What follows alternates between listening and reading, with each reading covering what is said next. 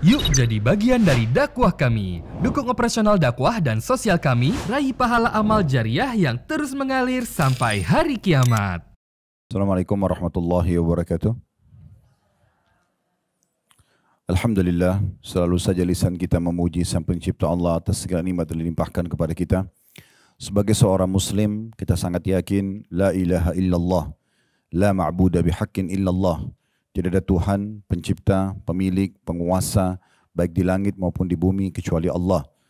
Dan Dia, Allah Subhanahu wa Ta'ala, telah menjanjikan kepada kita pada saat kita bersyukur dengan mengucapkan Alhamdulillah, maka apapun yang kita butuhkan untuk roda kehidupan di muka bumi ini akan ditambahkan dan juga dijaga olehnya. Oleh karena itu, jadilah sosok muslim yang selalu membasahi lidah dan bibirnya dengan kalimat Alhamdulillah.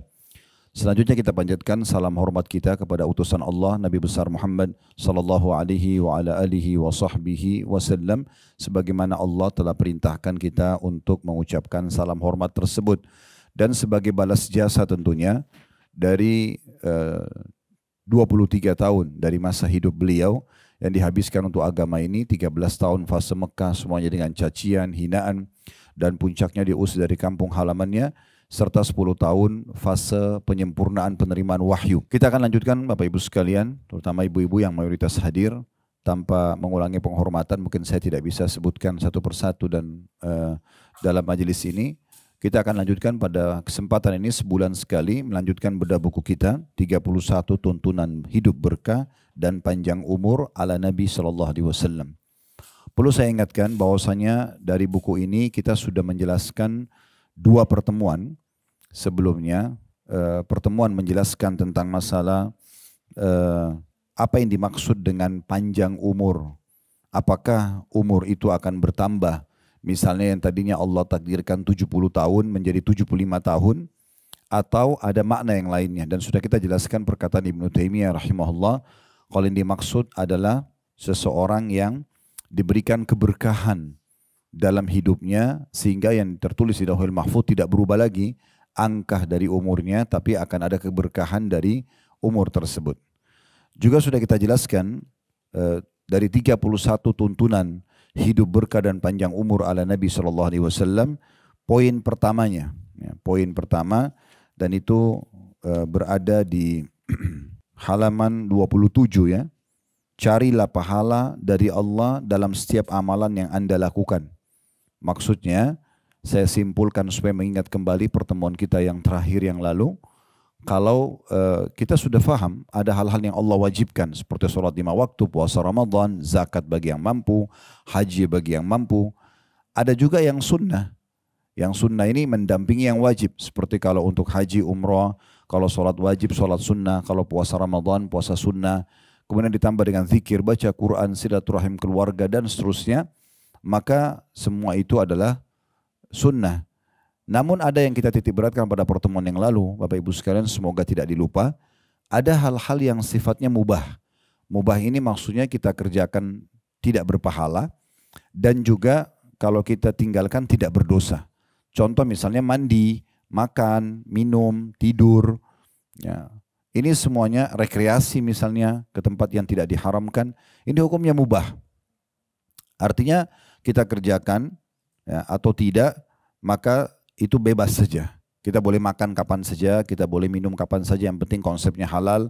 Kita juga boleh istirahat di waktu-waktu yang kita butuhkan istirahat. Kita boleh mandi di saat kita merasa gerah misalnya, tanpa harus menentukan waktu tertentu misalnya.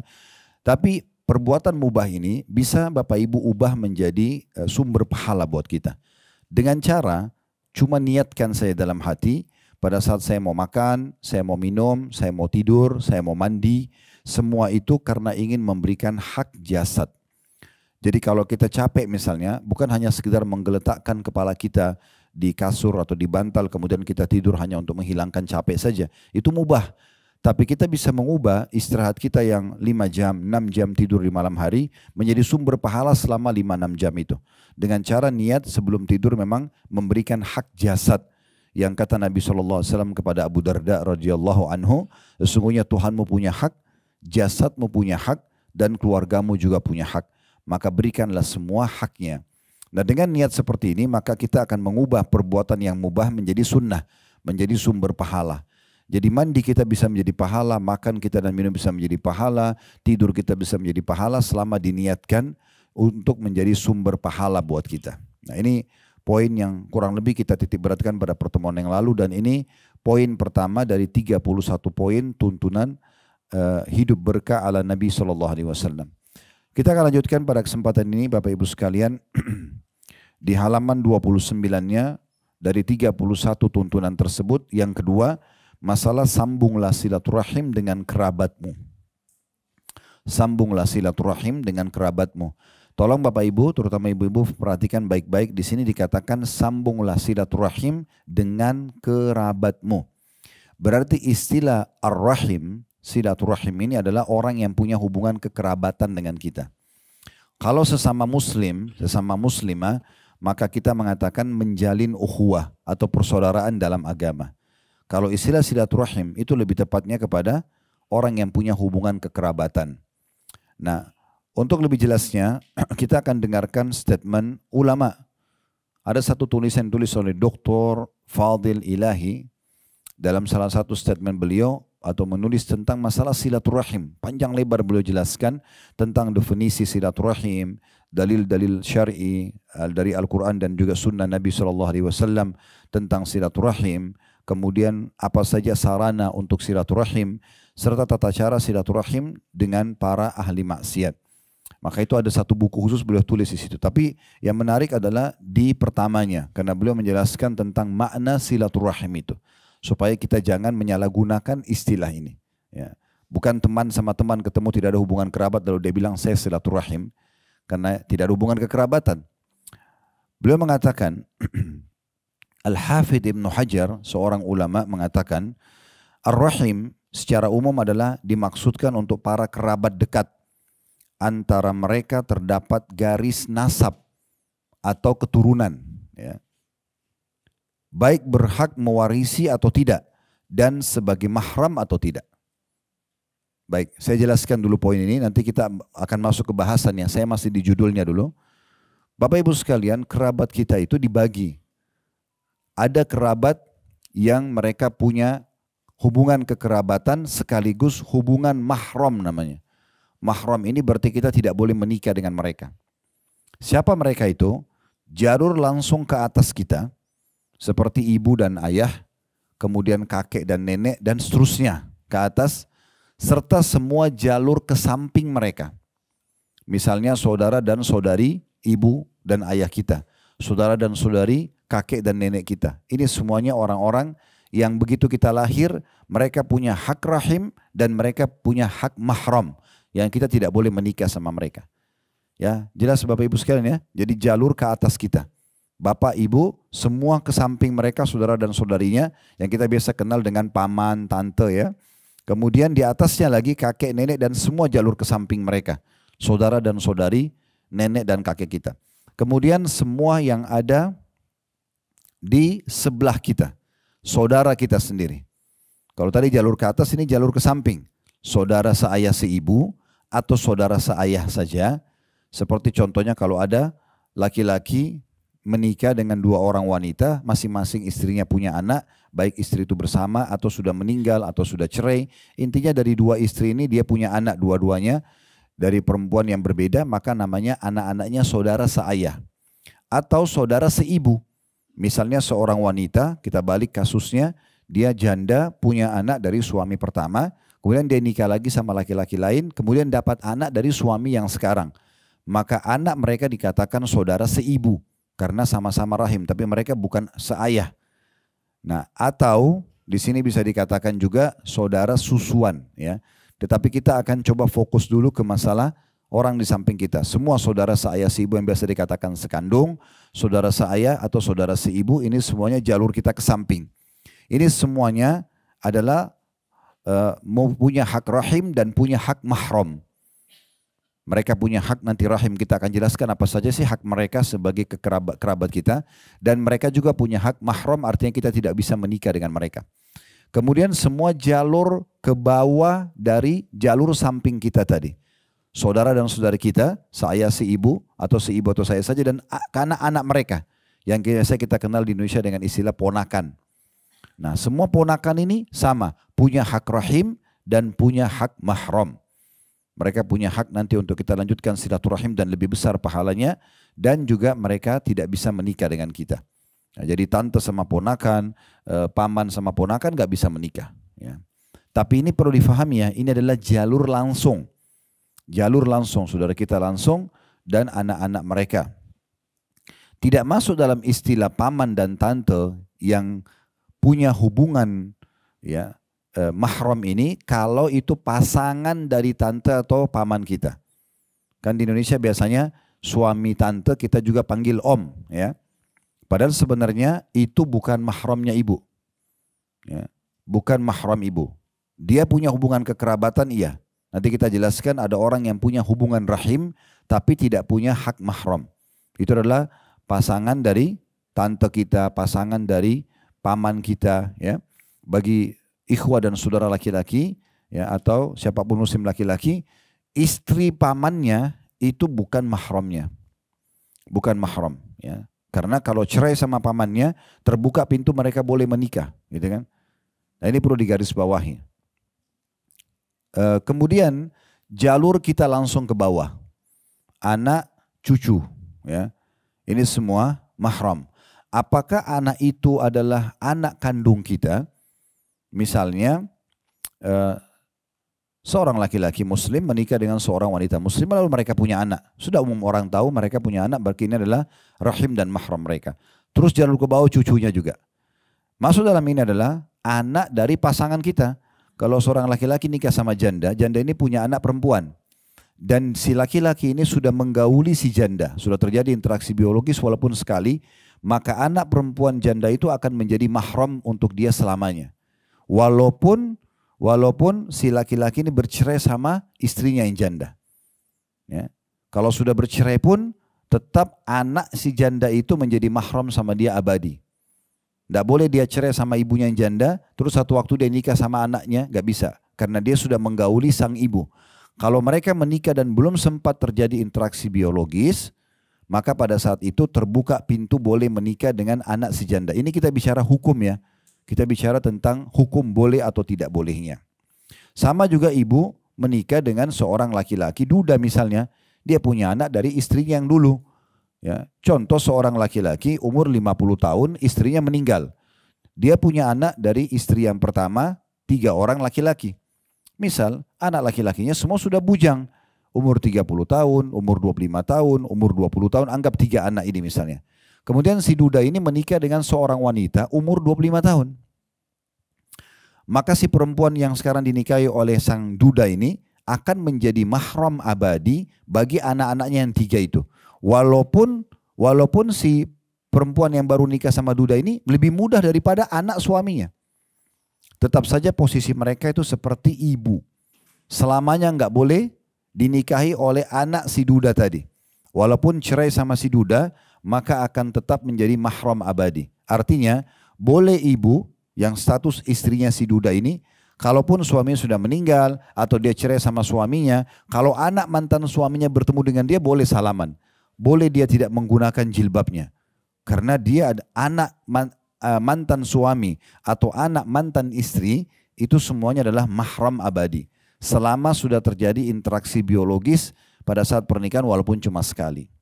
Nah ini jalur-jalur orang yang punya hubungan kekerabatan rahim dengan hubungan mahram namanya. Ya. Sekarang kita masuk orang yang punya hubungan kekerabatan tapi tidak punya hubungan mahram. Mereka punya hak kekerabatan tapi tidak punya hubungan mahram. Yang pertama ipar. Ipar itu saudara atau saudarinya pasangan kita. Mereka punya hubungan kekerabatan. Ya, kalau kita bantu mereka akan lebih besar pahalanya dibandingkan bantu orang lain kan gitu. Nanti kita jelaskan apa saja hak kerabatan insyaallah. Tetapi mereka bukan mahram kita. Ibu nggak boleh buka jilbab di depan iparnya, kakak suami, adik suami, karena mereka bukan mahram. Boleh ketemu, tegur sapa, tapi nggak boleh karena ini seperti laki-laki asing. Ya, walaupun dia punya hak kekerabatan. Makanya pernah waktu Nabi SAW jelaskan dalam sebuah hadis, sesungguhnya kalau laki-laki sama perempuan berdua, maka yang ketiganya syaitan. Kalau yang bukan mahram, ya, ibu dan bapak duduk dengan lawan jenisnya, walaupun itu ipar misalnya, berduaan saja. Maka kata Nabi SAW yang ketiganya adalah syaitan. Pasti bisa digoda untuk berbuat dosa. Maka seorang sahabat mengatakannya, Rasulullah, bagaimana dengan ipar? Kata Nabi SAW, ipar itu justru kematian. Kenapa Nabi SAW bilang kematian? Karena kalau naudzubillah terjadi perselingkuhan antara seorang wanita dengan ipar laki-lakinya. Misalnya adik atau kakak suaminya. Atau kita balik. Seorang laki-laki terjadi perselingkuhan dengan adik atau kakak istrinya. Ini akan sangat menyakitkan pasangan kita. Karena kalau terjadi pada orang lain, maka terjadi perceraian selesai. Tapi kalau dengan saudara atau saudara kita, ini sangat menyakitkan. Makanya kata Nabi SAW, ipar itu justru kematian. Kan banyak kita di Indonesia ya, kadang-kadang karena dia tidak bisa ngantar istrinya, dia suruh adiknya yang antar istrinya, atau dia suruh kakaknya yang antar istrinya, berduaan di mobil, berduaan di motor. Ini bukan mahram. Ini seperti orang asing, nggak boleh. Tapi karena dianggap itu kan adik saya, saudara saya, nggak bisa. Hukum agama ada berlaku. Ya. Sebagaimana ibu juga tidak boleh membiarkan adiknya atau kakak perempuan ibu untuk berduaan sama suami ibu. Jangan bilang itu karena adik saya, antar saja, itu karena kakak saya, nggak bisa. Ini bukan mahram. Mereka punya hak rahim tapi bukan mahram. Jelas ya Bapak Ibu sekalian? Begitu juga tadi yang saya bilang, pasangan tante dan om kita. Ya. Jadi suami tante bagi ponakan laki-laki itu bukan mahram. Ya, suami tante ponakan perempuan ya, bukan mahramnya suami tante. Jadi sama berlaku seperti laki-laki asing. Masalah larangan bersalaman atau berduaan tidak boleh pada pasangan tante bagi ponakan perempuan. Sama juga dengan istri paman ya, bagi ponakan laki-laki. Ini bukan mahramnya, nggak boleh berduaan. Ya.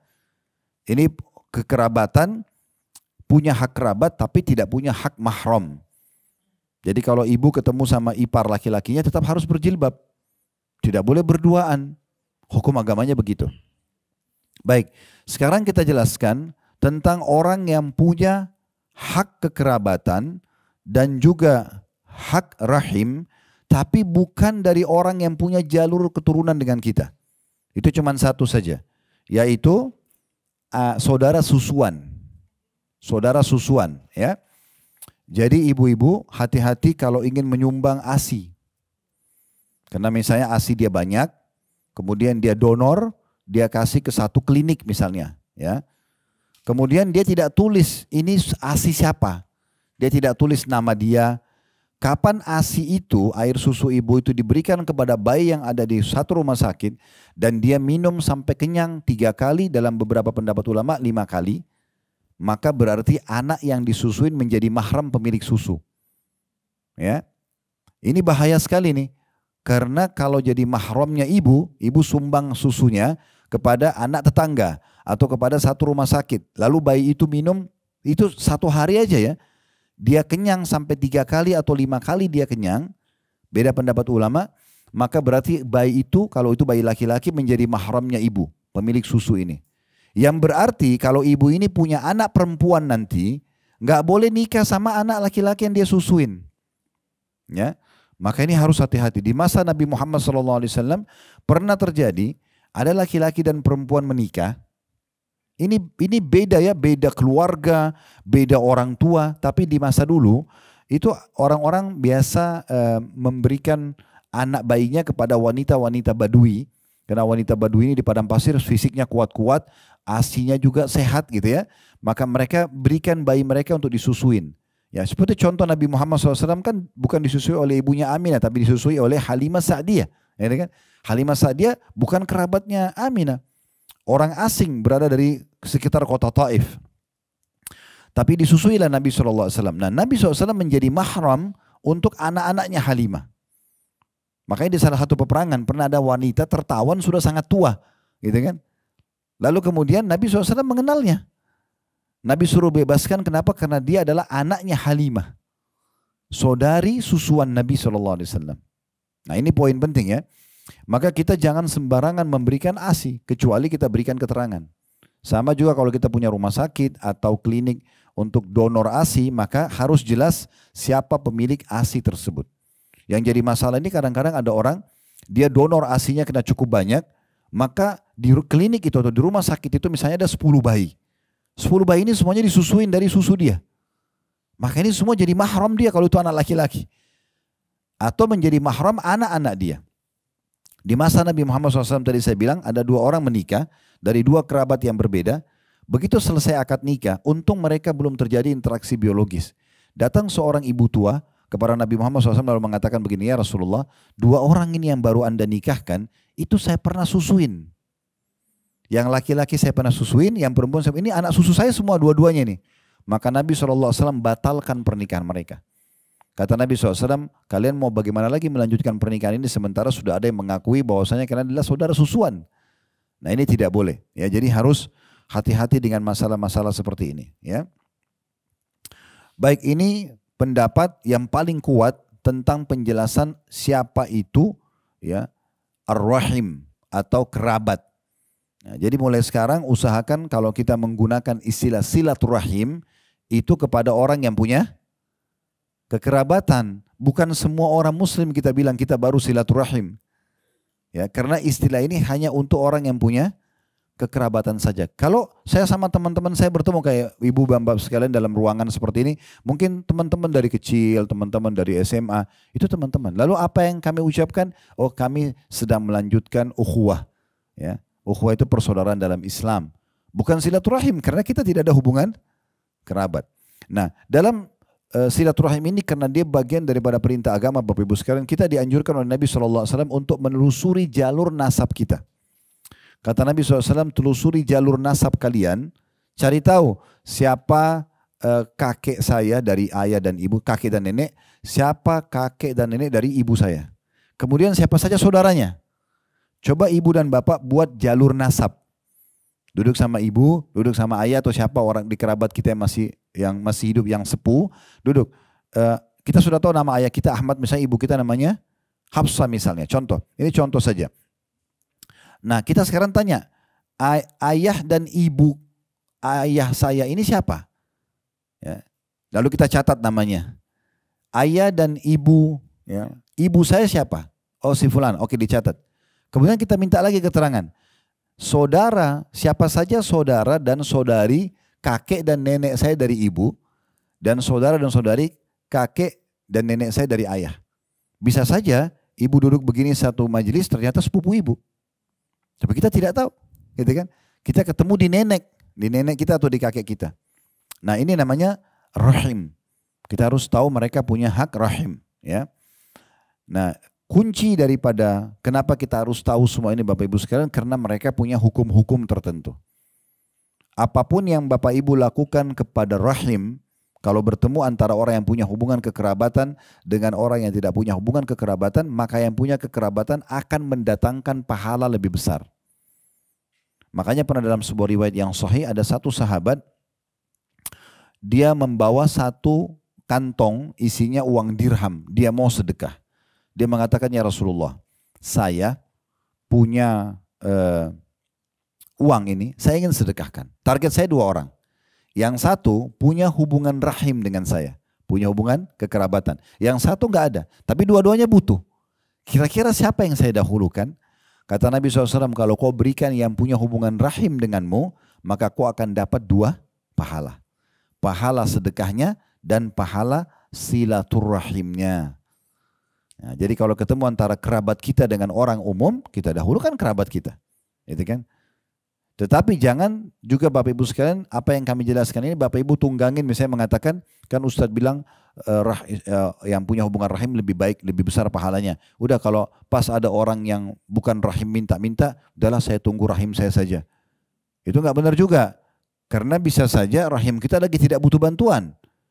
Siapa yang sedang butuh itu kita bantu. Tapi kalau bertemu di waktu yang sama, si A punya hubungan kekerabatan, si B tidak punya hubungan, lalu kita bantu si A, itu lebih besar pahalanya. Ini poin penting. Nah juga ada tadi yang luput dari saya, ada juga orang yang Bapak Ibu sekalian punya hubungan kekerabatan dan punya hubungan mahram, tapi mahramnya sementara. Kalau tadi kan ada mahram tapi abadi ya. jalur kita ke atas dan semua ke samping kakek nenek, orang tua kita juga ayah dan ibu dan semua ke sampingnya, semua ke samping kita saudara dan saudari, semua jalur ke bawah saudara dan saudari kita atau ponakan, semua jalur ke bawah kita anak cucu dan seterusnya. Tapi ada orang ini mahram abadi ya, selamanya mereka tidak bisa kita menikah dengan mereka. Tapi ada orang yang punya hubungan mahram dan rahim, tapi ini hanya sementara. Selama masih ada jalinan pernikahan, itulah suami istri. Itulah suami istri. Jadi kalau masih status istri atau masih status suami, maka mereka punya hak rahim dan punya hak mahram. Kapan mereka bercerai dan sudah lewat masa iddah 3 kali masa suci si wanita ini, maka terputus rahimnya, terputus mahramnya. Ya, jadi kalau sudah lewat 3 bulan dari masa suci, ibu nggak bisa lagi ketemu sama mantan suaminya berdua-duaan. Nggak bisa bilang, oh itu kan mantan suami saya, nggak bisa. Karena sudah menjadi laki-laki umum. Kecuali ibu berkumpul sama dia di masa iddah. Dari dia ucapkan kalimat cerai sampai 3 kali masa suci ke depan. Nah ini namanya masa iddah. Masa iddah adalah masa penantian untuk memperbaiki keadaan atau mengecek rahim apakah ada bibit manusia atau sperma yang tertumpah atau tidak. Nah, itu 3 kali masa suci. Nah di masa suci ini kalau bapak ibu ingin kembali rujuk istilahnya ya dalam agama kita, maka tidak butuh akad nikah. Karena di masa iddah ya. Jadi kalau misalnya bertengkar nih ribut, udah kita cerai, suaminya mengucapkan saya ceraikan kamu. Misal contoh, dalam kondisi dia tenang dia ucapkan. Maka dari ucapan itu 3 bulan ke depan, 3 kali masa suci ke depan, ini namanya masa iddah. Kalau misalnya mereka 1 bulan kemudian, mereka saling introspeksi diri, mereka muhasabah, terus kemudian mereka ingin kembali lagi. Udah tinggal kumpul, saling memaafkan, selesai. Karena mereka masih dianggap suami istri sampai masa iddah selesai. Bahkan wanita yang diceraikan oleh suaminya, kalau suami meninggal di masa iddah, wanita itu masih berhak mendapatkan warisan. Sampai selesai masa iddahnya. Nah ini juga poin yang perlu digarisbawahi ya. Tapi kalau sudah lewat masa iddah 3 kali masa suci, maka menjadi laki-laki atau perempuan asing. Kalau mereka mau kembali lagi harus akad nikah baru. Ya, seperti orang menikah baru. Nah ini poin berhubungan dengan masalah makna rahim. Nah ini cukup panjang saya jelaskan supaya jelas ya apa yang akan kita bahas. Baik, kita kembali sekarang ke penjelasan yang disampaikan oleh penulis ini. Setelah beliau mengatakan poin nomor 2 dari 31 ya, tuntunan hidup ala berkah atau tuntunan hidup berkah ala Nabi SAW. Yang kedua adalah sambunglah silaturahim dengan kerabatmu. Jadi ada makna itu ya dengan kerabatmu, garis bawah ini. Sudah kita jelaskan ya, tidak semua orang punya hubungan kekerabatan sama kita. Di antara amalan-amalan kata beliau yang memanjangkan umur dan menambah kebajikan, maksudnya tambahan balasan pahala di sisi Allah, ialah silaturahim atau dalam kurung menyambung kerabat. Dari Abdullah bin Mas'ud radhiyallahu anhu, ini yang diangkat oleh penulis dalilnya, bahwa Rasulullah SAW bersabda, silaturahimi tazidu fil umur. Silaturahim akan menambah umur. Ada footnote di bawah, ya. Di situ nomor 3 dinukil dari kitab Sahihul Jami' nomor 3760. Hadits ini memberikan gambaran kepada kita bahwasanya orang yang suka silaturahim, menyambung hubungan kekerabatan, maka dia akan dipanjangkan umurnya. Ini sudah saya titik beratkan pada pertemuan kita yang perdana tentang apa sih yang dimaksud dengan panjang umur, apakah berubah di takdir lauhil mahfud. Kalau seseorang sudah dicatat umurnya 70 tahun misalnya akan bertambah jadi 75, maka pendapat yang paling kuat bukan seperti itu. Jadi kalau ada si A sama si B, Bapak Ibu sekalian, si A suka silaturahim, umurnya 70 tahun. Si B umurnya 70 tahun tapi tidak suka silaturahim. Kita akan temukan si A akan lebih banyak berkah hidupnya. Maksudnya banyak masjid yang sudah dia bangun, banyak pesantren dia bantu, banyak amal-amal soleh yang dia kerjakan yang si B tidak punya kesempatan untuk mengerjakan. Itu namanya keberkahan. Ya, ini yang dimaksud. Jadi panjang umur ini adalah panjang dari sisi keberkahannya. Itu yang dimaksud ya. Baik, di dalam hadis yang kedua yang diangkat oleh penulis, Nabi SAW bersabda, man sarrahu an yubsata lahu fi rizqi wa an yunsa lahu fi athari falyasir rahimah. Barang siapa yang ingin diluaskan rezekinya dan dipanjangkan umurnya, maka hendaklah ia menyambung kerabatnya. Menyambung kerabatnya. Ya, hadis ini riwayat Bukhari, ada footnote nomor 4. Tadi ada yang luput dari saya Bapak Ibu sekalian. Termasuk sedekah yang paling afdal adalah kalau tadi saya katakan kita berikan kepada rahim dan mahram kita. Ya. Kemudian datang setelahnya rahim tapi bukan mahram. Ya. Jadi yang punya hubungan dua ini, hak kekerabatan dan hak mahram, itu paling afdal.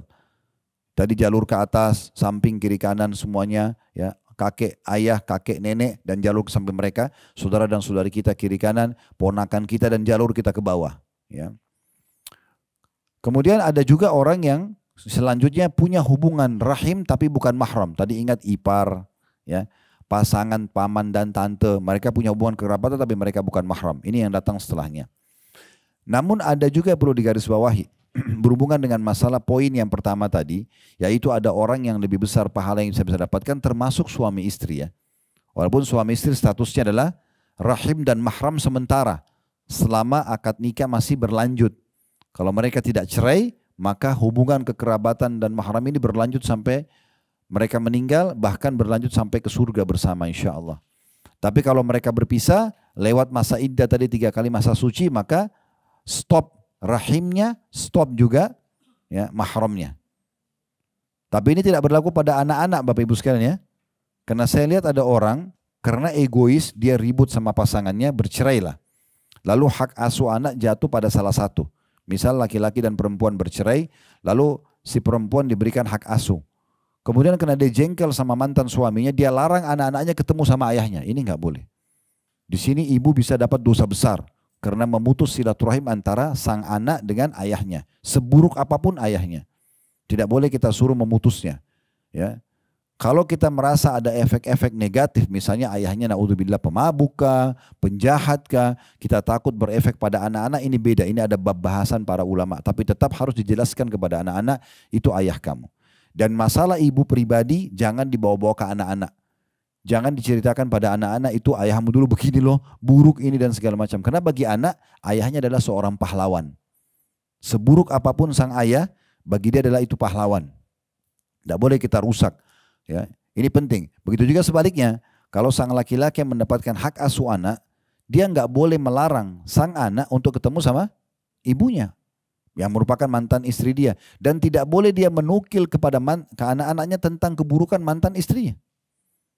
Ibumu dulu tuh begini dan begitu, buruk. Nggak perlu, karena anak-anak nggak tahu itu, dan tidak perlu mereka tahu. Biarkan mereka tetap memuliakan ibu mereka, ya, secara alami, dan nanti urusan Allah Subhanahu Wa Taala yang mengatur bagaimana kalau Allah ingin membuka keburukan kepada sang anak tadi, tapi bukan kita. Hati-hati, kadang-kadang kita mendapatkan dosa yang tidak kita perlukan. Ya, ini tadi karena ego pribadinya. Banyak orang yang begitu mengeluh dengan kami di pengajian, ya.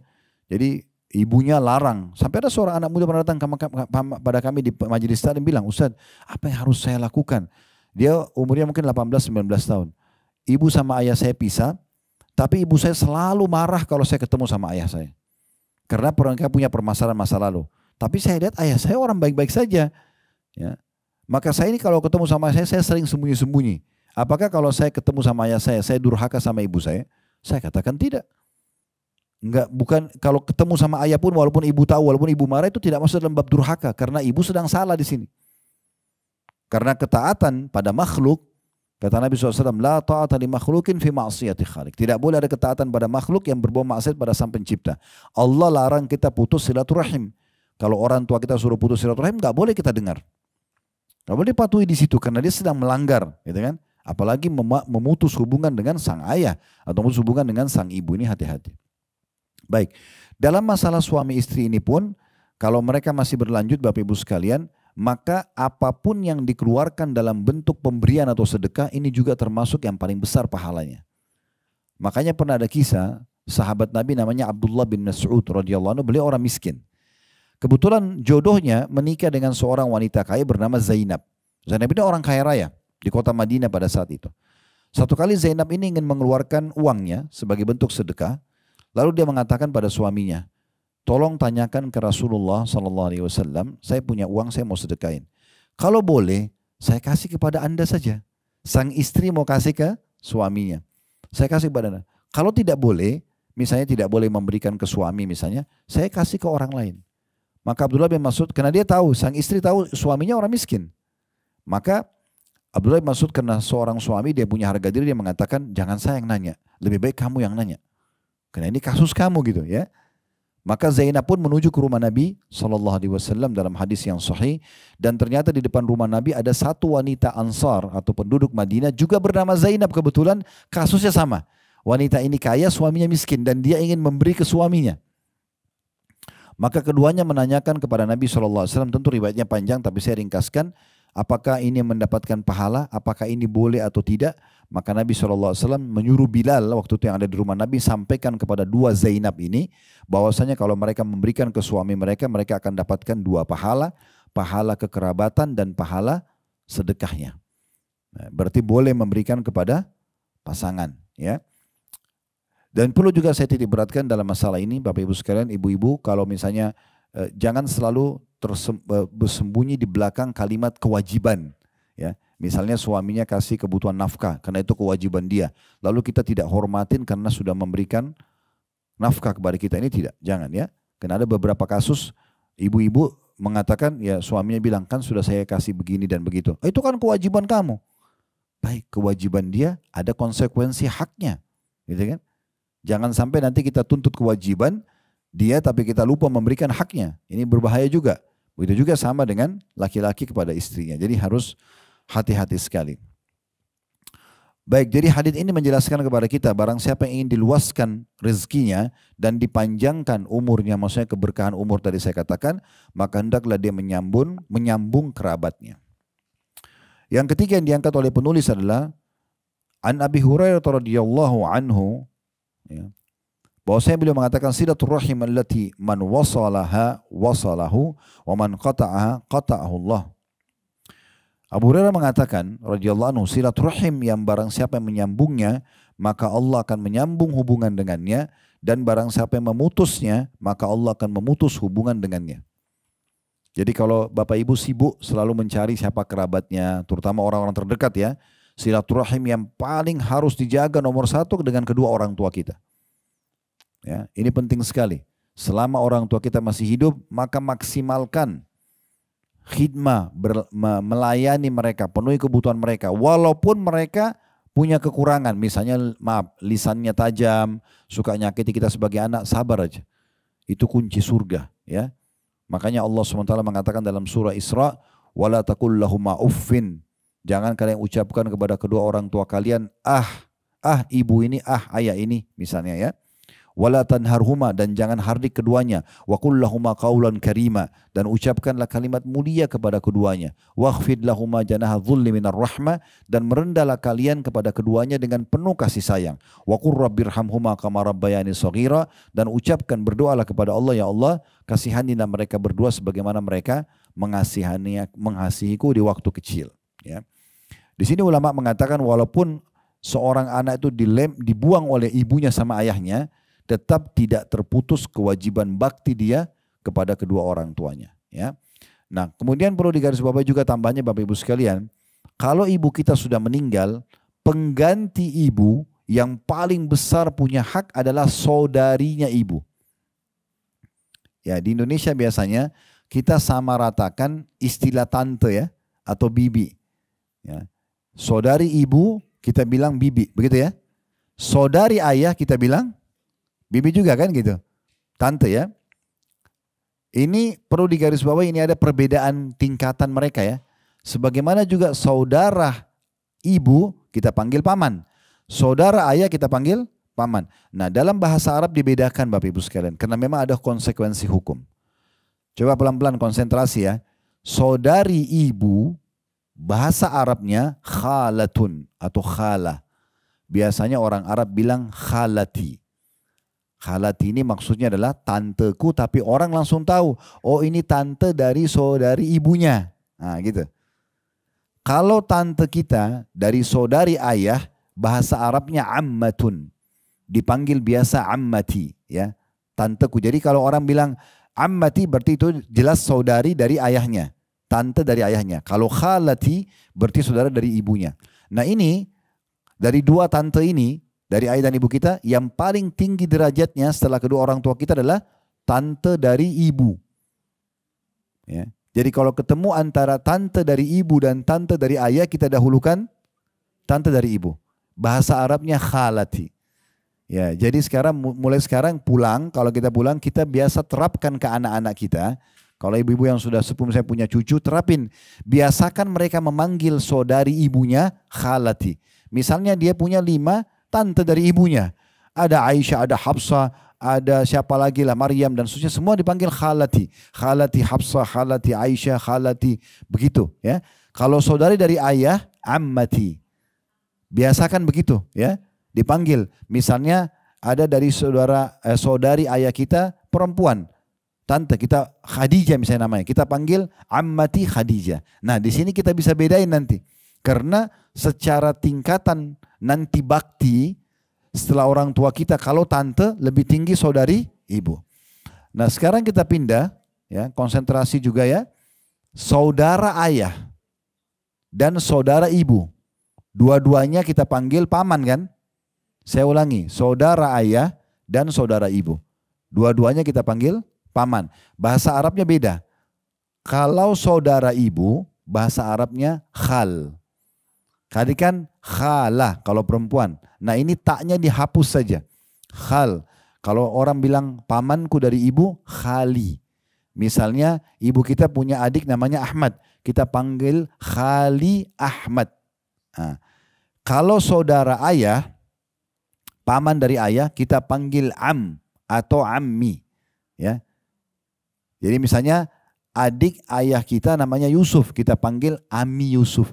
Nah di sini beda antara Ammi Yusuf sama khal tadi Ahmad, ya beda. Secara tingkatan paman ini lebih tinggi saudara ayah. Ya. Makanya penting kita biasakan panggil saudara ayah ammi, ammi, ammi, panggil. Ya, seperti itu. Nah ini perlu digarisbawahi karena ada hubungan tingkatan-tingkatan level orang-orang yang kita silaturahim dengan mereka. Ya. Sama juga saudara kita. Saudara kita, saudara seayah seibu, saudara seibu dan saudara seayah ini satu level. Saya ulangi ya. Saudara seibu seayah dengan saudara seibu atau saudara seayah satu level. Ya. Biasanya orang menyebutkan saudara tiri. Kalau misalnya ibunya nih janda tadi punya anak dari suami pertama, cerai atau meninggal suaminya, dia nikah sama suami yang kedua. Kemudian dapat anak lagi. Biasa anaknya ini walaupun satu ibu dipanggil saudara tiri. Ada yang membahasakan itu ya. Saya biasa lihat ini saudara tiri. Kenapa? Karena beda ayah. Padahal sebenarnya ini saudara seibu. Ini levelnya sama dengan saudara seayah seibu. Sama levelnya. Begitu juga tadi saya kasih contoh. Laki-laki punya anak dari istri pertama. Apakah dia poligami atau misalnya dia sudah cerai. Atau istrinya meninggal. Terus dia menikah lagi sama perempuan kedua punya anak lagi. Ini anak istri pertama sama anak istri kedua namanya saudara seayah. Ini selevel dengan seayah seibu. Tidak boleh dipisahin. Ya. Mereka punya kedudukan sama. Nah ini punya kedudukan yang juga harus kita jaga. Nah tinggal sekarang kalau saudara dan saudari kita yang mana kita dahulukan. Misalnya kita punya kakak laki-laki dan kita punya adik perempuan. Dua-duanya minta bantuan. Kita hanya bisa bantu salah satunya. Mana yang lebih besar pahalanya? Saudari. Ya, saudari kita. Kenapa? Karena memang perempuan lebih didahulukan dalam bantuan daripada laki-laki. Karena laki-laki memang punya tugas untuk mencari nafkah, perempuan tidak. Bahkan kalau ada seorang wanita meninggal semua kerabatnya tinggal kakak dia saja atau adik dia laki-laki, ini punya kewajiban memberikan nafkah saudarinya. Dan tidak berlaku pada sebaliknya.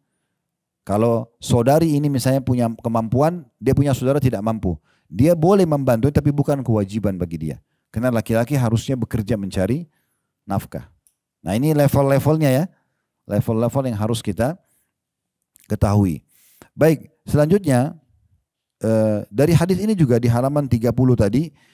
Abu Hurairah menjelaskan kepada kita siapa yang melanjut hubungan kekerabatan. Maka Allah akan lanjut hubungan dengannya. Siapa yang putus Allah juga putus dengannya. Nah dari poin ini saya izinkan saya menjelaskan tentang bagaimana atau tata cara apa saja yang kita gunakan untuk silaturahim. Nah yang biasa orang fahami, silaturahim itu adalah mendatangi rumah kan? Oke, itu satu, betul. Tapi apakah ada cara lain? Ada. Ada. Apa saja yang ibu dan bapak lakukan yang bisa memberikan manfaat kepada kerabat kita walaupun tidak ketemu, namanya silaturahim. Kayak kita misalnya kirimkan makanan ke rumahnya, kita bantu sekolah anaknya, kita berbagi pakaian, kita undang dia datang ke rumah kita datang ke rumahnya, semua ini masuk dalam silaturahim, ya. Jadi apapun walaupun kita tidak ketemu. Misalnya Bapak Ibu punya keluarga di Amerika, kita nggak bisa ketemu, jaraknya jauh. Tapi kita sering telepon-teleponan, wa-waan, itu silaturahim namanya. Sama. Ya. Makin bagus Bapak Ibu kemas silaturahim itu, maka makin besar pahalanya. Perlu digarisbawahi, ibadah itu bisa dikemas. Yang penting ibadah itu punya perintah. Contoh misalnya, ini supaya jelas dan ini pernah saya jelaskan pada pertemuan lalu, saya ingatkan lagi. Kalau ada dua orang Bapak Ibu sekalian, dua-duanya ini akan mengerjakan sholat malam. Si A sama si B misalnya. Ini supaya mudah difahami. Si A ini, dia niat mau sholat malam, dan pada saat dia bangun, ya sudah, dia bangun saja dengan baju dia apa adanya, ya misalnya ibu-ibu misalnya pakai mukena yang mungkin sudah seminggu belum dicuci misalnya, ya udah dipakai aja sama dia. Contoh, ini contoh saja. Atau mukena yang sudah tua sekali, bagi dia ya sudah tidak ada orang lihat juga, saya sholat aja begitu. Misal contoh, dia baca surah yang kebetulan terlintas di benaknya, ya Al-Ikhlas, ya Al-Kafirun, ya sudahlah. Misal contoh, ini si A, si B enggak. Dia mengemas, dia sudah siapkan mukena yang sudah dicuci, atau kalau perlu mukena baru, dia memang pada saat bangun, misal contoh dia kemas dengan, supaya saya lebih segar sholat, saya mau mandi, misal. Dia mandi niatnya supaya segar sholat malam, ini kan kemasannya nih. Mungkin sejadah dibubuhi, parfum, wangi-wangian ya. Mungkin dia juga sudah siapkan surah yang dia mau baca. Ya, karena dalam sholat sunnah kita bisa pegang mushaf ya. Atau kalau sekarang ada aplikasi Al-Quran di handphone, sambil sholat sunnah bisa sambil pegang. Ya, supaya jangan sholat malamnya inna ataina wal asri terus. Kan gitu. Jadi boleh kita mulai dari Al-Baqarah. Ya. Misalnya Bapak Ibu sholat malam nih, nanti malam. Sudah saya mulai dari Al-Baqarah aja deh. Misalnya 1 rakaat 1 ayat, misal contoh. Ya udah 10 ayat 1 malam. Besok lanjut lagi ayat 11 sampai ayat 20 kan gitu. Begitu seterusnya sampai mengkhatam ya. Itu boleh saja. Di sholat sunnah terutama itu tidak ada masalah. Makanya sebagian masjid kita lihat kalau Ramadan mereka taruh Quran besar di depan imam. Pernah lihat? Ya. Supaya imamnya kalau lagi sholat dia bisa lihat. Ya, supaya dia mengkhatam Al-Quran. Siapa tahu dia lupa ya. Nah, itu termasuk dibolehkan. Nah, kalau si B mengemas seperti ini, dia kemas bajunya khusus untuk sholat malam, dia mandi dulu, dia pilih surahnya, ini lebih besar pahalanya. Nah ini sama kita tarik ke silaturahim. Beda sekali pahalanya antara si A yang kebetulan mau ketemu ibu sama ayahnya, dia beli saja buah di pinggir jalan, di pasar kaki 5, dengan orang yang masuk ke toko buah terbaik, dia kemas dengan rapi, kemudian dikasih ke orang tuanya. Ini kan ada kemasannya nih, ini ada ekstra pahala. Coba renungi Bapak Ibu sekalian. Coba renungi contoh ini. Kalau seandainya Bapak Ibu di saat ini diundang oleh presiden misalnya. Presiden titip pesan, tolong bawain saya buah. Kira-kira Bapak Ibu beli di mana? Hah? Ya enggak usah disebut nama mereknya. Tapi gini, maksudnya di supermarket kah atau di pasar kaki 5? Kenapa? Karena yang pesan presiden. Presiden punya hubungan kerabat gak? Misal tidak ada hubungan kerabat ya. Baik. Jadi kita kemas. Kalau ibu masuk dan bapak ke supermarket itu untuk beli buah, kira-kira kita akan pilih yang terbaik atau enggak? Misalnya ada anggur 1 kilo 200 ribu, ada 100 ribu. Yang mana kita ambil? Pasti yang terbaik ya. Nggak cukup situ. Kita akan beli keranjang, kita akan kemas ya gitu ya. Karena yang pesan adalah presiden. Harusnya orang tua kita lebih kita muliakan dari presiden. Kenapa kalau orang tua kita pesan beli pakai kresek, bahkan bau ikan pun gak masalah. Karena dia tidak tahu dalam kemasan itu ada pahala. Ya. Jadi makin bagus kita kasih maka makin baik. Ibu dan bapak mau kasih makanan tetangga. Beda pahalanya dengan kemasan aja. Kita sengaja taruh di piring yang bersih, kita sengaja tata, kita pilih yang terbaik lalu kita kasih orang. Beda dengan orang yang sembarangan saja memberikan, itu beda. Beda pahalanya orang yang sengaja menyisipkan di dompetnya uang 100.000 yang baru, masih gres, masih bagus, dikasih ke orang miskin dengan orang yang kebetulan korek kantongnya keluar uang, mau kusut, mau kotor, yang penting dikasih, beda, kemasan ini ada. Nah kemasan dalam ibadah ini ada nilai pahala sendiri di sisi Allah SWT. Jadi harus kita meraih pahala lebih ekstra ya dengan masalah ini. Begitu juga dengan orang tua ya. Dan dalam memberikan sedekah Bapak Ibu sekalian tidak harus sedekah itu kepada orang miskin. Contoh kita punya orang tua orang mampu. Boleh nggak saya belikan lagi baju, saya belikan mobil, saya belikan rumah. Bisa. Itu sedekah afdal kepada orang tua kita. Kan gitu. Jadi nggak masalah. Jadi boleh sedekah itu kepada orang miskin, boleh kepada orang yang mampu. Apalagi kalau punya hubungan kekerabatan. Baik, kita pindah ke halaman 31-nya. Penulis kemudian mengatakan, saudaraku, hati-hatilah dari memutuskan kerabat. Jangan sampai tidak bersilaturahim. Karena ini adalah sebab laknat Allah. Laknat itu maksudnya diangkat berkah hidupnya Bapak Ibu sekalian. Dan datangnya siksanya. N-nya besar kata ganti Allah. Sebagaimana Allah Azza wa Jalla, Allah yang maha mulia dan maha tinggi berfirman. Dalam surah Muhammad, surah nomor 47 ayat 22 sampai 23. Itu ada di halaman 31 ya. Bunyinya ayatnya, fahal asaitum in tawallaitum an tufsidu fil ardi wa tuqatti'u arhamakum ulaika alladziina la'anahumullahu fa asamma wa a'ma absarahum. Maka apakah kiranya jika kamu berkuasa, maksudnya kamu sudah dikasih rumah, dikasih pekerjaan, dikasih pendapatan, ya, akan membuat kerusakan di muka bumi, mulai buat dosa kepada Allah, setelah Allah kasih kesehatan, Allah kasih harta, Allah kasih jabatan, lalu buat dosa kepada Allah. Dan juga memutus hubungan silaturahim atau kekeluargaan, malah tidak mau lihat orang tuanya, malah tidak mau lihat saudaranya, malah tidak mau bantu pamannya dan seterusnya. Ya, mereka itulah orang-orang yang dilaknati oleh Allah. Laknat artinya diangkat berkah hidupnya. Ya, jadi biar ibu di rumah mewah, makanannya bagus, itu kita nggak tenang. Itu namanya laknat. Ya, makanya Nabi SAW mengingatkan, istri pun kalau lagi ngambek sama suaminya, jangan tinggalkan ranjang suaminya. Karena kata Nabi SAW, siapa wanita yang meninggalkan ranjang suaminya maka akan dilaknat. Artinya biar dia pindah ke kamar anak sebelah, kamarnya mewah tidak bisa tidur. Karena ada laknat, diangkat keberkahannya. Orang kalau dapat berkah itu Bapak Ibu sekalian, biar makan sedikit, biar tidur mungkin di sofa, mungkin di lantai, nyenyak aja, enak aja dia. Karena ada keberkahan, itu makna keberkahan gitu ya. Kata Allah, mereka itulah orang-orang yang dilaknati oleh Allah dan ditulikan telinganya. Atau telinga mereka dan dibutakan penglihatan mereka. Maksudnya di sini tuli bukan tidak bisa dengar, tapi dia jadi tidak mendapatkan hidayah, petunjuk melalui telinganya, ya.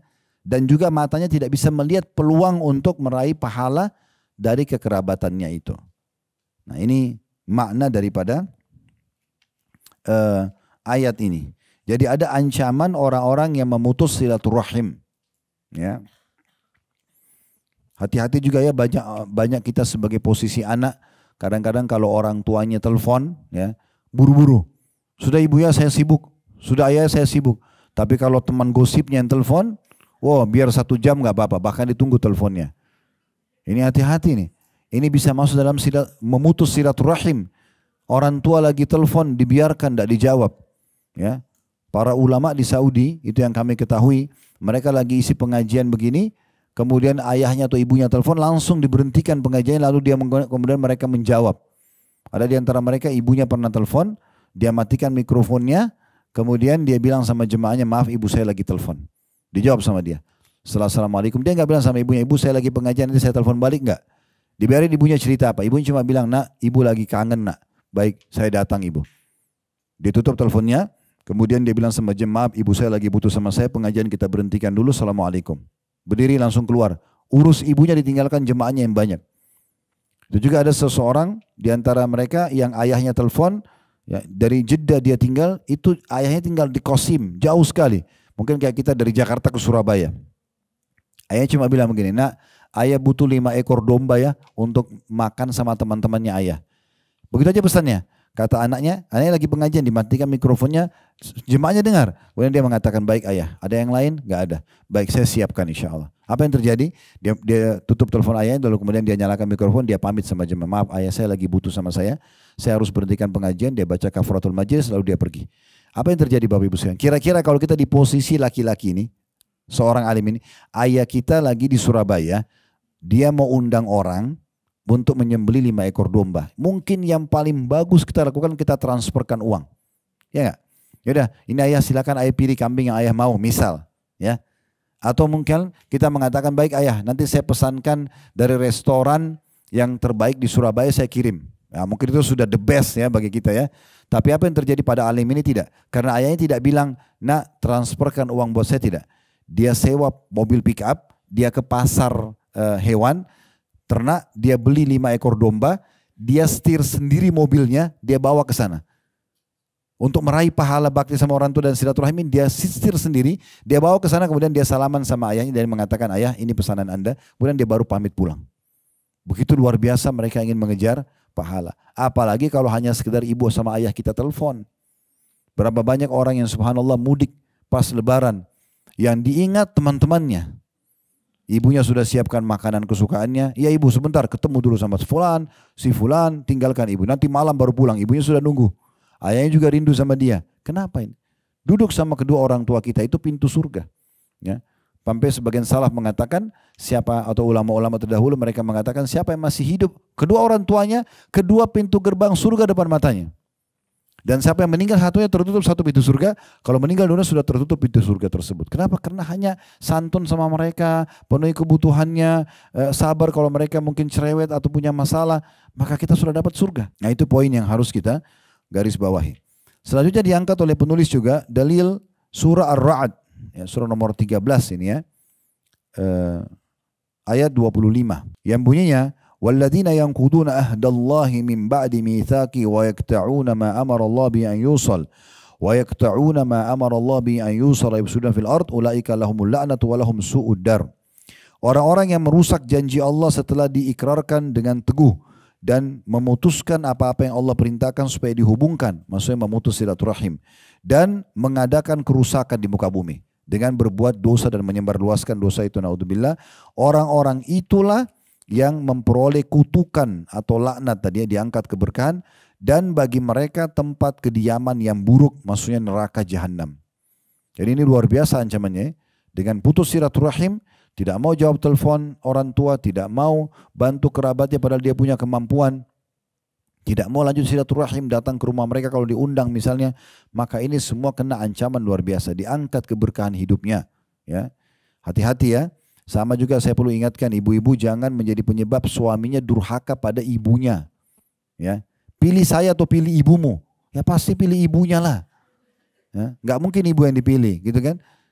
Nggak boleh, itu nggak boleh. Karena kalau ibu lakukan itu, Allah akan datangkan nanti anak buat ibu yang durhaka sama ibu. Begitu hukumnya. Kata Nabi SAW, berbaktilah sama kedua orang tua kalian, Allah akan berikan kalian anak berbakti pada kalian. Jadi nggak boleh. Justru kita ingatkan suami. Ini sudah lama kita nggak ke ibu, ayo sekarang kita ke ibu loh. Kita ajak misalnya, seperti itu. Jadi jangan sampai kita putus. Sama juga suami, nggak boleh kamu ke rumah orang tuamu. Padahal sebenarnya orang tuanya, gimana caranya dihapus status orang tua? Nggak bisa dihapus. Jangan ketemu saudaramu. Bagaimana caranya dihapus status saudara? Nggak mungkin, abadi itu. Mau baik atau buruk gitu kan. Boleh membatasi interaksi kalau ada keburukan, tapi tidak boleh memutusnya. Karena memutus silaturahim adalah bagian daripada dosa besar. Selanjutnya penulis mengangkat hadis yang di halaman 32 dari Abu Bakar radhiyallahu anhu bahwa Nabi SAW bersabda, "Ma min dzambin ahra an yu'ajjalallahu li sahibihi al-'uqubata fid dunya ma yuddakharu lahu fil akhirah minal baghi wa qatiyatir rahim." Kata Nabi SAW, perhatikan ini dahsyat sekali hadis ini ya. Tidak ada satu dosa pun yang lebih pantas Allah segerakan siksanya atau azabnya terhadap pelakunya di dunia. Plus lagi, dan di samping azab yang disiapkan untuknya di akhirat. Dunia ada hukuman, di akhirat juga ada hukuman. Tidak ada dosa ya, yang lebih pantas Allah segerakan siksanya di dunia dan juga di akhirat disiapkan lagi siksa yang pedih daripada kezaliman. mengambil yang bukan haknya atau tidak memberi yang hak orang lain. Itu namanya kezaliman. Dan juga memutus kekerabatan. Dan kalau sengaja putus silaturahim, maka ini siksanya di dunia ada, siksanya di akhirat ada. Sebaliknya orang yang supel, selalu ketemu sama kerabatnya, selalu berbagi, ingat si fulan semua nama keponakan, nama saudaranya, nama paman, dia hafal semuanya sama dia. Selalu kalau dia beri apa-apa dibagi semua sama mereka. Ini orang kita akan temukan paling bahagia.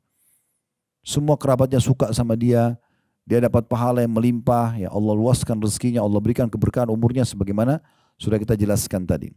Jadi hati-hati, orang yang sengaja memutus silaturahim ini paling dekat dengan siksa Allah Subhanahu wa ta'ala. Dan dua-duanya ya, di dunia dapat, di akhirat juga dapat. Kemudian dalil yang terakhir diangkat oleh penulis adalah hadis ya. Riwayat Abdullah bin Mas'ud radhiyallahu anhu bahwasanya beliau pernah duduk setelah subuh dalam satu halaqah majlis seperti ini gitu ya. Lalu dia mengatakan, "Anshudullaha qati'ar rahimin lamma qama 'anna fa inna nuridu an nad'u rabbana wa inna abwabas samai murtajjatun duna qati'ir rahim." Aku bersumpah, ini kebetulan Abdullah bin Mas'ud waktu itu mau berdoa kepada Allah. Dia bilang begini sama jemaahnya, aku bersumpah pada Allah atas orang yang memutus kekerabatan. Kalau ada di sini yang hadir, yang putus silaturahim, agar dia beranjak dari kami. Jangan kumpul sama kami di sini. Karena kami hendak berdoa kepada Rabb kami dan bahwa pintu-pintu langit terbuka untuk selain orang yang memutus kerabatan. Jadi kalau kita mau berdoa rame-rame, misalnya kita mau doakan Palestina, kita mau doakan buat diri kita selamat misalnya, maka bisa doa itu ditolak karena ada satu orang di antara kita yang putus silaturahim. Karena bahayanya putus silaturahim itu bisa menjadi penyebab doa kita semua tidak diterima. Makanya Abdullah bin Mas'ud ingatkan, ini kalau dalam majelis ini saya minta atas nama Allah, kalau ada yang pernah putus silaturahim ya sama kerabatnya, maka tolong beranjak keluar dari sini karena kami sekarang mau berdoa. Karena pintu-pintu langit tertutup bagi orang yang memutus silaturahim. Kemudian paragraf yang terakhir diriwayatkan juga dalam berbagai athar. Athar itu seperti riwayat-riwayat Bapak Ibu sekalian, bahwa rahmat tidak akan turun pada kaum yang di dalamnya terdapat orang yang memutuskan kerabat. Dan bahwa malaikat tidak akan turun pada kaum yang di dalamnya terdapat orang yang memutuskan kerabat. Tingkat silaturahim yang paling rendah ialah menghubungi dengan mengucapkan salam lewat telepon. Assalamualaikum, tulis WA, Assalamualaikum. Ya. Tanya kabarnya saja, apa kabar? Apalagi kalau ada orang yang butuh bantuan, ya, tolong bantu, bantu saja. Syaitan selalu bisikin tuh, karena setiap kita mau bantu orang, udahlah, itu orang mampu, dia jadi minta-minta terus. Bukan urusan kita. Urusan kita, perintah Allah lagi datang. Kalau orang minta, kasih. Udah selesai, gitu kan? Kecuali kita tahu dia pakai maksiat, itu baru jangan dikasih. Sekarang bedanya apa Bapak Ibu sekalian? Saya mau tanya, orang-orang yang masih sering ikut negosiasi sama syaitan nih. Kalau ada orang kerabat yang sering minta tiap bulan dan memang dia tidak mampu kita bantu, apa bedanya dia sama orang lain? Ah, nggak usah kasih ini karena sudah saya kasih. Lalu kita mau kasih orang lain, kenapa nggak dia aja? Kan sama aja, poinnya kan kita sedekah. Beda orang itu nggak penting bagi kita. Kecuali kita mau cari pahala karena hubungan kekerabatan, gitu kan? Lalu kenapa kita harus nego sama syaitan, mengatakan orang ini kan sudah saya bantu? Nggak ada urusan. Orang yang sama minta lagi, kasih aja lagi. Nabi SAW begitu. Dalam satu majelis beliau, pernah beliau dapat hasil panen kurma keranjang-keranjang yang cukup banyak. Datang sebagian orang yang minta bantuan. Nabi SAW kasih. Dan Nabi kasih ini gak nanggung-nanggung. Satu keranjang kasih, pulang. Satu keranjang kasih. Sekian banyak kilonya gitu. Sampai habis semua. Nabi sendiri belum bawa pulang. Karena banyak orang yang minta. Masih ada orang miskin yang datang minta lagi. Maka Nabi SAW terlihat sedih. Karena beliau tidak punya lagi yang bisa dibantu. Umar bin Khattab radhiyallahu anhu, sahabat Nabi dan sekaligus mertua Nabi, bilang begini, ya Rasulullah, Allah tidak bebankan Anda di atas kemampuan Anda. Maksudnya tadi saya lihat sendiri Anda sudah bantu semuanya, sudah cukup gitu kan. Sekarang tidak lagi, ya sudah, tidak usah Anda sedih. Nabi diam aja, Nabi nggak tanggapin. Karena itu hak Umar untuk bicara begitu ya. Dia bukan melarang sedekah, tapi dia tidak ingin Nabinya sedih gitu. Tapi rupanya di sebelah Umar ada Ali bin Abi Thalib, sepupu Nabi. Sekaligus anak mantu Nabi dan nanti di akhir hidup Umar menjadi mertuanya Umar. Karena Umar menikah dengan Ummu Kalthum, anaknya Ali radhiyallahu anhu ajma'in. Ali mengorek kantongnya mendapatkan ada 3 dirham. Kemudian dia berikan kepada Nabi, mengatakan, ya Rasulullah, ini masih ada sisa harta saya. Kalau Anda mau sedekahkan silakan. Maka Nabi senyum. Nabi gembira sekali karena masih dapat sesuatu yang bisa disedekahin. Lalu beliau mengatakan bihadza umirtu. Beginilah aku diperintahkan. Jadi memang kita harus loyal dan royal di jalan Allah Subhanahu wa taala. Baru Allah Subhanahu wa taala juga akan royal dan royal kepada kita. Makanya Nabi SAW pernah ingatkan Bilal, waktu Nabi ke rumah beliau, Bilal hidangkan kurma yang bagus sekali. Kata Nabi SAW, apa ini Bilal? Kata Bilal, ya Rasulullah, saya simpan buat Anda datang. Sebenarnya Bilal tidak tahu kapan Nabi datang. Tapi Bilal khususkan nanti kalau Nabi datang mau kasih kurma terbaik nih. Maka Nabi SAW mengatakan, wahai Bilal sedekahkan. Maksudnya jangan tunggu saya datang. Selama kau punya kesempatan kasih. Dan jangan pernah takut miskin dari pemilik singgasana yang agung. Maksudnya Allah Subhanahu wa ta'ala. Begitu juga kata Nabi SAW kepada Asma binti Abi Bakar radhiyallahu anhuma, la tuki fayukillahu alaiki. Jangan kau perhitungan-perhitungan di jalan Allah, Allah juga akan perhitungan dengan kamu. Keluarkan, kasih. Walaupun berulang pada orang yang sama selama kita punya kemampuan. Karena bagi kita adalah perintah Allah dan tidak penting siapa yang menerimanya. Kecuali kita ingin ekstra pahala karena punya hubungan kekerabatan. Nah itu maknanya. Jadi tingkatan silaturahim kata beliau yang paling rendah adalah minimal mengucapkan salam. Apalagi kalau pada hal-hal yang lebih besar. Sebagaimana sabda Nabi SAW, bullu arhamakum walau bis salam. Hubungilah kaum kerabat kalian walaupun hanya dengan mengucapkan salam saja. Ya, dan ucapin salam ini lengkap ya. Assalamualaikum warahmatullahi wabarakatuh. Jangan ASS, WR apa ya. Ya. Ringkas semuanya gitu. Tulis saja Assalamualaikum. Dan sekarang sudah ada stiker-stiker salam ya. Tinggal dimasukkan di favorit kita di galeri, kemudian kita tinggal share ya. Salam. Karena kata Nabi SAW, siapa yang mengucapkan Assalamualaikum dapat 10 pahala. Yang bilang warahmatullah ditambah dapat 10 lagi, jadi 20. Kalau dia tambah wabarakatuh, maka dapat 30 pahala. Assalamualaikum 10, warahmatullah 10, dan wabarakatuh 10. Sekaligus saya tutup dengan ini Bapak Ibu sekalian, usahakan salam ini selalu dihidupkan. Baik tulisan, ya, baik ucapan, semua kita mulai dengan salam. Karena ini keberkahan yang luar biasa. Perhatikan maknanya, Assalamualaikum artinya semoga keselamatan dunia akhirat selalu bersamamu. Warahmatullah, dan semoga rahmat Allah. Rahmat artinya karunia, rezeki selalu ya datang kepadamu. Wabarakatuh, dan semoga berkah, maksudnya tercukupi kebutuhanmu. Bayangkan Bapak Ibu sekalian, kita kalau bicara misalnya pasangan suami istri dalam sehari 2-3 kali. Semuanya dengan Assalamualaikum. Kita doakan suami atau doakan istri, semoga kau selamat dunia akhirat. Semoga selalu rahmat Allah datang padamu. Semoga juga ya kau penuh dengan keberkahan. Lalu dijawab oleh pasangannya, waalaikumsalam. Semoga juga dunia akhirat untukmu. Bahagiaan ya. Semoga juga rahmat Allah datang kepadamu dan semoga juga berkah. Ini kan luar biasa. Kalau 5-6 kali kita ketemu sehari atau ngobrol, misal via telepon, via WA, berapa banyak pahala yang didapatkan. Ibu masuk ke kamar anak, ucapin salam. Bahkan dalam surah Nur disebutkan masuk rumah aja walaupun tidak ada orang kita dianjurkan salam. Kata Allah minimal untuk diri kalian sendiri. Jadi biasakan itu. Kadang-kadang saya lihat ada orang telepon-teleponan langsung to the point, tidak ada salamnya sama sekali. Ya, harusnya dihidupkan ini. Ya, kata Nabi SAW, la tadkhulul jannata hatta tu'minu, kalian tidak akan masuk surga kecuali kalian beriman, wala tu'minu hatta tahabbu, dan kalian tidak akan beriman kecuali kalian saling mencintai. Lalu kata Nabi SAW, awala adullukum ala syai'in ma in fa'altum tahabbtum, mau enggak saya tunjukkan satu perbuatan kalau kalian kerjakan kalian pasti akan saling mencintai.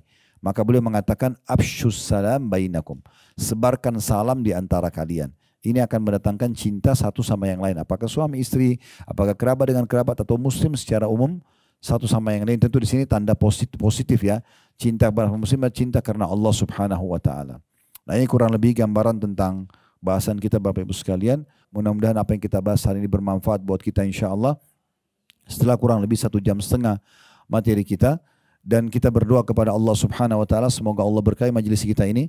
Allah jadikan sebagai ilmu yang bermanfaat yang sudah kita pelajari. Allah mudahkan kita untuk mengamalkan, serta Allah jadikan sebagai tambahan amal soleh kita nanti di timbangan amal hari kiamat.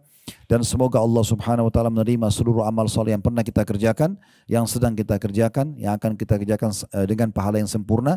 Dan semoga Allah memaafkan seluruh kesalahan kita, menutupi aib-aib kita, dan Allah juga lindungi kita dari segala mara bahaya. Dan selalu kita doakan negara kita menjadi negara yang aman, tentram, damai, seluruh umat Islam di bawah naungan ukhuwah Islamiyah dalam hal ibadah mereka kembali kepada Al-Quran dan Sunnah dan juga mengamalkan isi-isi keduanya, serta juga semoga Allah memberikan petunjuk para pemimpin kita untuk menjalankan amanah dan tugas dengan baik. Allah memberikan petunjuk kepada kita para masyarakat untuk gotong royong, saling dukung-mendukung sehingga negara kita menjadi maju, utang kita terlunasi dan kita menjadi contoh bagi negara-negara yang lain. Dan selalu kita doakan saudara kita di Palestina, terutama di Gaza dan dimanapun mereka sedang tertindas. Semoga Allah ikhlaskan niat mereka, terima para syuhada mereka, muliakan Islam di tangan mereka dan tangan kita semua, dan semoga Allah ikut sertakan kita bersama mereka di pahala, baik dengan doa, dengan harta juga dengan jiwa kita. Dan semoga Allah SWT dengan kemahamurahan yang kita yakin dia sedang melihat kita karena dia maha melihat, mendengar kita karena dia maha mendengar, agar menyatukan kita semua di surga firdausnya tanpa hisab, mana disatukan dalam majlis ilmu yang mulia ini. Kalau ada benar dari Allah, pada saat saya mohon dimaafkan. Wa sallallahu ala nabiyyina Muhammadin wa alihi wa sahbihi wa sallam. Subhanakallahumma bihamdika asyhadu an la ilaha illa anta astaghfiruka wa atubu ilaik. Wa akhiru da'wana alhamdulillahi rabbil alamin. Wassalamualaikum warahmatullahi wabarakatuh.